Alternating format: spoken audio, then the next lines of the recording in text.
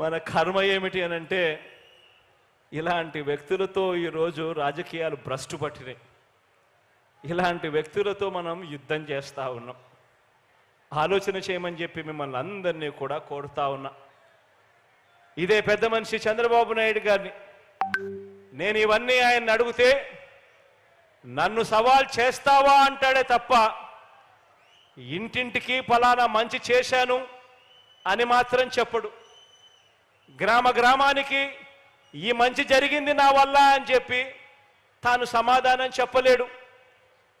పేదలకు జగన్ మాదిరిగా నేను కూడా బటన్ నొక్కాను, నొక్కి 2,55,000 కోట్ల రూపాయలు పేదల అక్క చెల్లెమ్మల ఖాతాల్లోకి జమ చేశాను అని మాత్రం ఈ పెద్ద మనిషి నోట్లో నుంచి మాటలు రావు.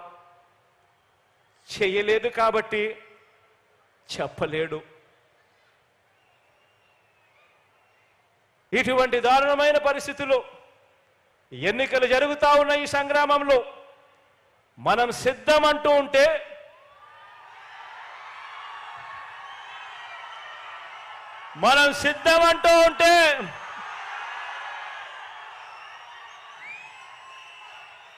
మరో వంక బాబు భార్య మా ఆయన సిద్ధంగా లేడు అంటోంది.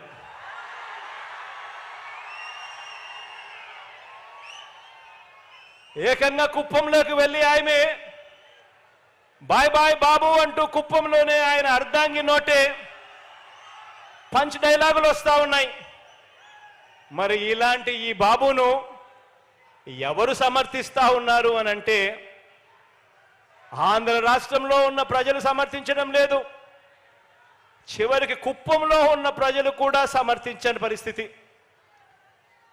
కానీ ఇటువంటి బాబుకి ఎవరు సమర్థిస్తున్నారు అని అంటే ఏనాడు ఏపీలో లేనివారు, ఏపీకి రానివారు, వారి సొంత ఊరు ఏదంటే ఎవరికి తెలియని వారు, వారికి మన రాష్ట్రంలో ఓటే లేనివారు, ఇక రాష్ట్రంలో దోచుకోవడం, దోచుకున్నది పంచుకోవడం, దీనికి అలవాటు పడిన వారు మాత్రమే, అలాంటి నాన్ రెసిడెంట్ ఆంధ్రాస్ మాత్రమే చంద్రబాబు నాయుడిని సమర్థిస్తారు. ఆలోచన చేయమని అడుగుతా ఉన్నా. ఇలాంటి పరిస్థితుల మధ్య ఎన్నికలు జరుగుతూ ఉన్నాయి. ఈ ఎన్నికల్లో ప్రతి ఒక్కరూ కూడా మీ అందరితో కూడా ఒకటే కోరుతా ఉన్నా. నాకు చంద్రబాబు నాయుడు గారి మాదిరి నాన్ రెసిడెంట్ ఆంధ్రాస్ మద్దతు నాకు లేదు. నాకు చంద్రబాబు నాయుడు మాదిరి ఒక ఈనాడు మద్దతు లేదు, ఆంధ్రజ్యోతి మద్దతు లేదు, ఒక TV5 మద్దతు లేదు, ఒక దత్తపుత్రుడు తోడు అంతకన్నా లేదు.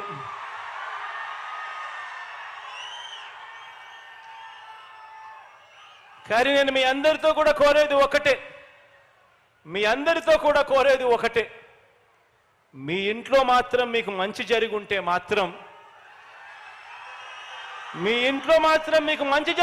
మాత్రం మీ బిడ్డకు మీరే తోడుగా నిలబడండి అని చెప్పి మాత్రం కోరుతా ఉన్నాను.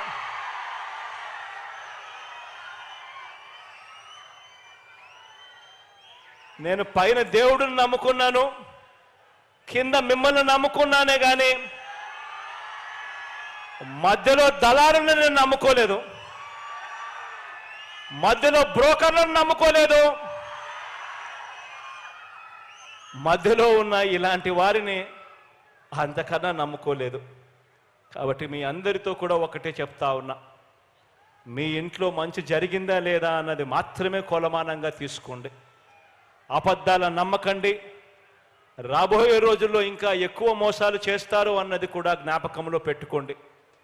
మీకు మంచి చేసింది ఎవరు అన్నది మాత్రమే మీ మనసులో పెట్టుకుని మీకు మంచి జరిగి ఉంటే మాత్రం మీ బిడ్డకు అండగా తోడుగా మీరే నిలబడండి అని చెప్పి మరొకసారి కోరుతూ, మరి ఇలాంటి ఈ బాబును ఎవరు సమర్థిస్తా ఉన్నారు అని అంటే ఆంధ్ర రాష్ట్రంలో ఉన్న ప్రజలు సమర్థించడం లేదు, చివరికి కుప్పంలో ఉన్న ప్రజలు కూడా సమర్థించని పరిస్థితి. కానీ ఇటువంటి బాబుకి ఎవరు సమర్థిస్తున్నారు అని అంటే ఏనాడు ఏపీలో లేనివారు, ఏపీకి రానివారు, వారి సొంత ఊరు ఏదంటే ఎవరికి తెలియని వారు, వారికి మన రాష్ట్రంలో ఓటే లేని వారు, ఇక రాష్ట్రంలో దోచుకోవడం, దోచుకున్నది పంచుకోవడం, దీనికి అలవాటు పడిన వారు మాత్రమే, అలాంటి నాన్ రెసిడెంట్ ఆంధ్రాస్ మాత్రమే చంద్రబాబు నాయుడిని సమర్థిస్తారు. ఆలోచన చేయమని అడుగుతా ఉన్నా. ఇలాంటి పరిస్థితుల మధ్య ఎన్నికలు జరుగుతూ ఉన్నాయి.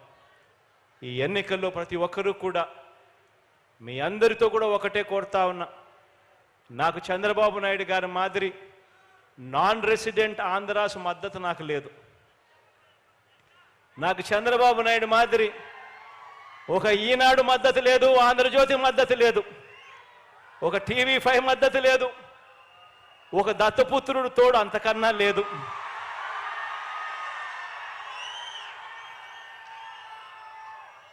కానీ నేను మీ అందరితో కూడా కోరేది ఒకటే, మీ అందరితో కూడా కోరేది ఒకటే, మీ ఇంట్లో మాత్రం మీకు మంచి జరిగి ఉంటే మాత్రం, మీ ఇంట్లో మాత్రం మీకు మంచి జరిగి ఉంటే మాత్రం మీ బిడ్డకు మీరే తోడుగా నిలబడండి అని చెప్పి మాత్రం కోరుతా ఉన్నాను.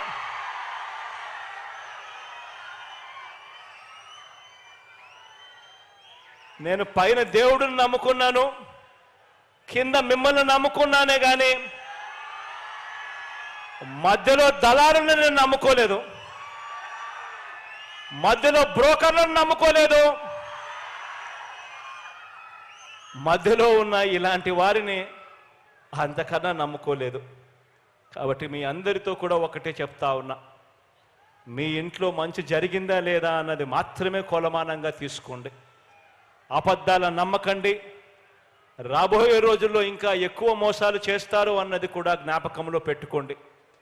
మీకు మంచి చేసింది ఎవరు అన్నది మాత్రమే మీ మనసులో పెట్టుకుని, మీకు మంచి జరిగి ఉంటే మాత్రం మీ బిడ్డకు అండగా తోడుగా మీరే నిలబడండి అని చెప్పి మరొకసారి కోరుతూ, దేవుడి దయతో మీ అందరికీ కూడా ఇంకా మంచి చేసే పరిస్థితులు రావాలి అని, దేవుడు చల్లని దీవెనలు మన ప్రభుత్వం పట్ల ఇంకా ఎక్కువగా ఉండాలని మనసారా కూడా కోరుకుంటూ ఈ కార్యక్రమాన్ని ఇక ప్రారంభిస్తా ఉన్నాము. రాష్ట్ర వ్యాప్తంగా కూడా ఈ రిజిస్ట్రేషన్ చేసిన ఇళ్ల పట్టాలను ప్రజలకు పంపిణీ చేసే కార్యక్రమం ఇక ఈ రోజు నుంచి మరో 10 రోజుల పాటు ఈ కార్యక్రమం వరుసగా కూడా జరుగుతూ పోతూ ఉంటుంది అని చెప్పి కూడా సంతోషంగా చెప్తా ఉన్నాను ఈ సందర్భంగా.